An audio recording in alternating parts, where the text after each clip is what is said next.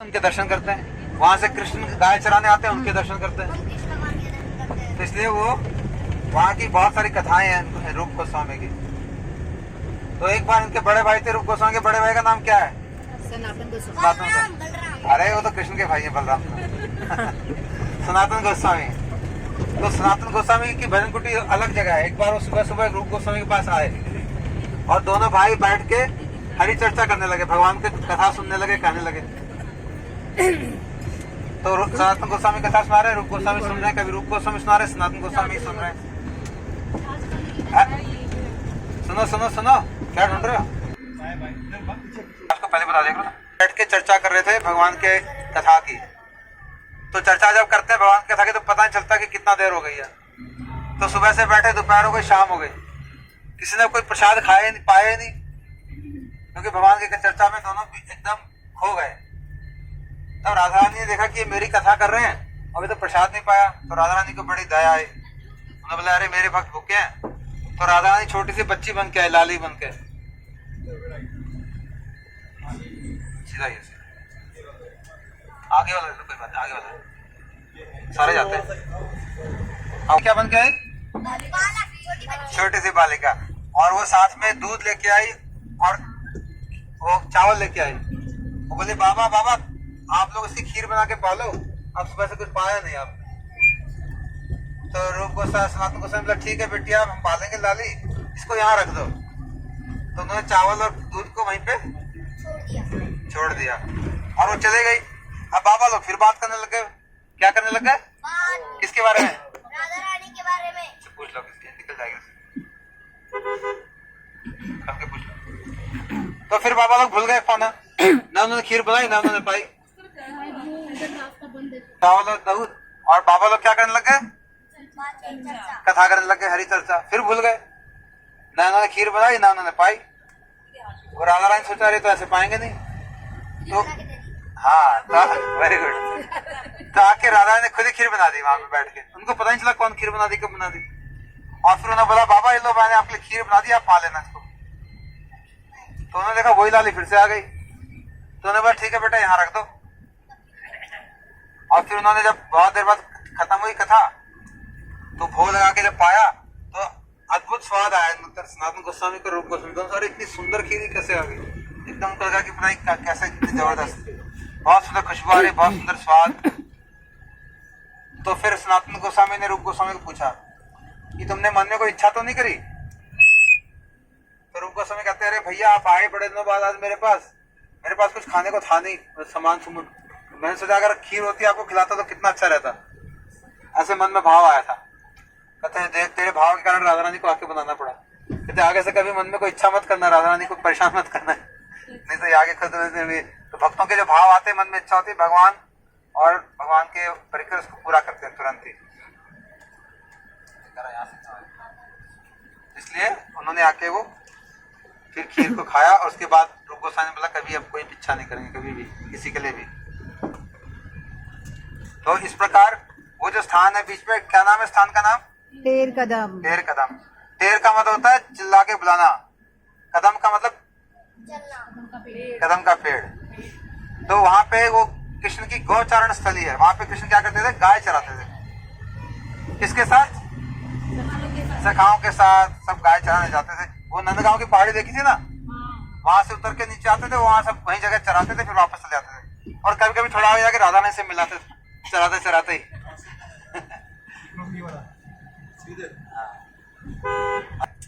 वैसे गायों को भी किस नाम से बुलाते थे। तो गायों का नाम क्या क्या किसी को पता है? अरे श्यामली, अरे धवली, पीली, अरे पीली, अरे काली, नीली, ऐसे रंग से भी उनके। तो वहां पे आपको गाय देखने को मिलेंगी, उनकी मूर्तियां गायों की, उनके नाम लिखे हुए। ऐसे चिल्ला चिल्ला के बुलाते थे, सबको एक एक नाम ले लेंगे, एक एक गाय को पर्सनली। और फिर सबको इकट्ठी करके शाम को अपने घर ले आते थे। और राधा रानी वहीं से आती थी कृष्ण से मिलने के लिए। तो कृष्ण यहीं पे सखाओं के साथ खेलते थे। अब राधा रानी सीधे कृष्ण से मिल तो सकती नहीं है, तो कई बार राधा रानी कुछ बहाने मार देती थी, कई बार कृष्ण बहाने मारते थे मिलने के लिए। तो एक बार राधा रानी वहां से आ रही थी, कहां से? जावट से। और कृष्ण बीच में क्या कर रहे थे? सखाओं के साथ खेल रहे थे और गाय चरा रहे थे। तो राधा रानी आई पास में, तो उनके पास मोती का हार था गले में। क्या था गले में बेटे? हाँ, तो राधा रानी ने हार तोड़ दिया वहां पे कृष्ण के पास आके और बिखेर दिए सारे मोती यहाँ वहां, राधा रानी ने खुद ही। और फिर एक एक मोती को बिन रही है आराम से। अब मोती बिनने में टाइम लगेगा क्योंकि चारों तरफ फेंक दी, कृष्ण की तरफ फेंक दी उसने थोड़े बहुत। इसी बहाने वो कृष्ण को देख रहे, कृष्ण उनको देख रहे मोतियों को चुनने के बाद। तो ऐसे तरह तरह के लोग लीलाएं करते, मोती बिनते, कभी ये करते हैं। तो इस प्रकार यहाँ बहुत सारी लीलाएं हुई हैं। और कभी कभी कृष्ण जब राधा रानी आती वहां पे, कृष्ण गायों के साथ होते, कृष्ण गाय को दूह रहे होते, दूध निकाल रहे होते, कभी कभी दूध की धार राधा रानी के मुंह पे मार देते मजाक में ऐसे नहीं थे। तो वहां पे बहुत सारी कृष्ण और राधा की लीलाएं, सखाओं की लीलाएं उनकी स्थली है। और पास में आशेश्वर महादेव है, आशेश्वर महादेव। तो जब कृष्ण बड़ी मधुर मधुर लीलाएं करने लगे, छोटे बच्चे थे, अब भोले बाबा को ही मन आ रहे, हमारे जो नाथ है, हमारे जो इष्ट देव है, वो लीला कर रहे हैं कहाँ पे? ब्रजधाम में। तो मुझे आके उनके दर्शन करने चाहिए। बहुत छोटे थे कृष्ण उसमें, 6 महीने 1 साल के बहुत। तो भोले बाबा यहाँ पे आ गए। कहाँ पे आ गए? नंद बाबा के घर आ गए, यहाँ से राइट ना, सीधा सीधा आगे से राइट है। शिव जी आए, कहाँ से आए? कैलाश पर्वत से। हाँ, कैलाश पर्वत से आए। क्या करने आए? कन्हैया से मिलने। हाँ, कन्हैया की लीलाएं देखने। अब शिव जी तो शेर की खाल पहने हुए थे और गले में क्या था? सांप। और जटाएं कैसी थी? बड़ी बड़ी। और इनने गले में रुद्राक्ष पहना। गले में रुद्राक्ष, बड़ा डरावना। और यशोदा मैया देखा कि ये कौन आ गया बाहर, तो योगी आया त्रिशूल लेके साथ में, तो डर गई, अंदर भाग गई। और कृष्ण को पता था कि मेरे भक्त आ रहे हैं, शिव जी आ रहे हैं दर्शन करने। तो अंदर कन्हैया बहुत जोर से रोने लग गए, चिल्ला चिल्ला के रो। तो यशोदा मैया करी चुप हो जा, चुप हो जा, चुप ही नहीं हो रहे। कभी दूध पिला रहे, कभी क्या करे, लेकिन कृष्ण जो है चुप नहीं हो रहे। तो कोई गोपी कहती है, अरे कृष्ण को क्या हो गया, चुप ही नहीं हो रहे। कहते अरे वो बाहर योगी आया है, वो कुछ जानता है, उसको दिखा दो तो शायद चुप हो जाए। तो उसे पूछा, योगी से पूछा क्या चाहिए? कहते मैं तुम्हारे लाला के दर्शन करना चाहता हूँ। कहता नहीं, लाला को नहीं, नजर लग जाएगी उसको। बहुत लोग आते हैं, दर्शन नजर लग जाती है। पहले भी वहाँ पे पूतना आई थी दर्शन करने, तो उठा के ले गई, तो इसलिए हम दिखाएंगे नहीं। अब तुम पता नहीं क्या करो इसका। तो कहते नहीं, हम नहीं दे रहे। कहते नहीं नहीं, हम कुछ नहीं करेंगे, एक बार देखेंगे फिर चले जाएंगे। कहते नहीं, उनको नजर लगे, हमने देखा। कहते तुम काला टीका लगा दो, नजर नहीं लगेगी उनको। तो यशोदा मैया क्या करती है, कृष्ण को काला टीका लगा के बाहर लेके आते हैं छोटे, और ऐसे गोदी में लेके आते हैं और थोड़ा सा ऐसे मुंह दिखाते हैं, फिर ढक लेती है। और कृष्ण बहुत जोर से रो रहे होते हैं, उनको देख के चुप हो जाते हैं। और जब चुप होकर अंदर चले जाते हैं तो यशोदा मैया सोचती है, अरे ये तो योगी सचमुच जानता है कुछ, इसको देख के चुप हो गया, इतने जोर से रो रहा था। तो कहते हैं बाबा आप कभी कभी आ जाया करो, जब मेरा कन्हैया रोएगा ना तो आप किसको चुप करा जाया करो, क्योंकि आप तो कुछ जानते हो। कहते हैं हाँ ठीक है। तो जब शिव जी ने दर्शन करे तो एकदम आनंद में डूब गए और डांस करने लगे। भगवान के दर्शन बड़े ही मनोहर। और फिर उन्होंने बोला कैलाश वैलाश कौन जाएगा यहाँ से वापस? कृष्ण यहाँ लीला करें तो कैलाश जाने का क्या मतलब है, यही मैं बैठ जाता हूँ पास में। तो भोले बाबा वहीं बैठ गए और कहते बीच बीच में कृष्ण की सारी लीलाओं के दर्शन करूंगा मैं।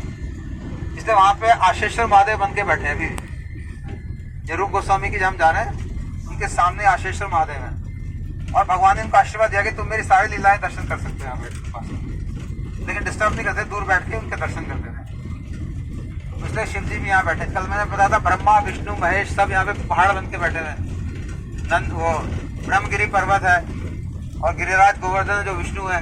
इस तरह से सारे देवी देवता यहाँ पे आते हैं भगवान की लीलाओं को दर्शन करने, क्योंकि सभी देवी देवताओं के ऊपर भगवान कृष्ण है। और उनकी जब लीलाएं होती है तो सभी लोगों से, सब लोग देवी देवता मनुष्य पशु पक्षी सब लोग उनको देखना चाहते हैं। तो ऐसा ये मधुर ब्रजधाम है, यहाँ पे भगवान की लीलाओं के अनेक स्थल हैं। हमने तो 2-4 अभी दर्शन करे, बहुत सारे और हैं। यही भी पास में बलदाऊ जी हैं, पठान गांव है इसका नाम, वहाँ पे दाऊ जी हैं। यहाँ पे दाऊ जी और बड़े बूढ़े लोग, गांव के लोग बैठ के बैठक किया करते थे।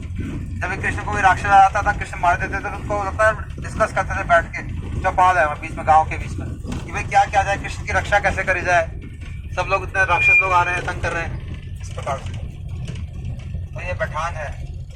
फिर वहां पे उद्धव क्यारी है पास में, जहाँ पे कि उद्धव जी आए थे और वहाँ सबको मिले थे। उद्धव गोपी संवाद जो है बड़ा ही हाँ उद्धव क्यारी। उद्धव क्यारी जो है मथुरा से आएंगे ना तो रास्ते में आता है। अगर मथुरा से आएंगे तो नंदगांव आएंगे तो बीच में पहले उद्धव क्यारी आती है। तो वहाँ पे वो उद्धव जी आए थे, वहाँ पे उनकी बात हुई थी। हमारे गुरुजी ने इस मंदिर को पूरा उसका जीर्णोद्धार कराया, उसको ठीक कराया। गवर्नमेंट अलाउ नहीं करती, रातों रात पूरा उसको ठीक करा के बढ़िया साफ करा के रास्ता बनाया वहाँ। हाँ गुरुजी ने बहुत उसमें वो कराया। गुरुजी का इन सब स्थान में बड़ी आसक्ति थी, हम सबको लेके आते थे। और वहाँ उन्होंने छोटा मंदिर भी बनाया उद्धव क्यारी में, वो भी रास्ते में। हाँ तो वो विरह का स्थान उद्धव क्यारी जो है, क्योंकि सभी गोपियां भगवान के विरह में डूबी हुई थी जब उद्धव जी आए। तो कृष्ण तो यहाँ पे ज्यादा रहे नहीं, 15-16 साल ही रहे ब्रज में, उसके बाद चले गए। और कितने साल धरती पर रहे कृष्ण? 125। हाँ 125 साल, 125 साल। उसमें से ब्रज में सिर्फ 16-17 साल रहे। बाकी टाइम विरह में, सब गोपियां विरह में थी। और फिर बाकी टाइम लास्ट में वो सूर्य कुंड पे मिले।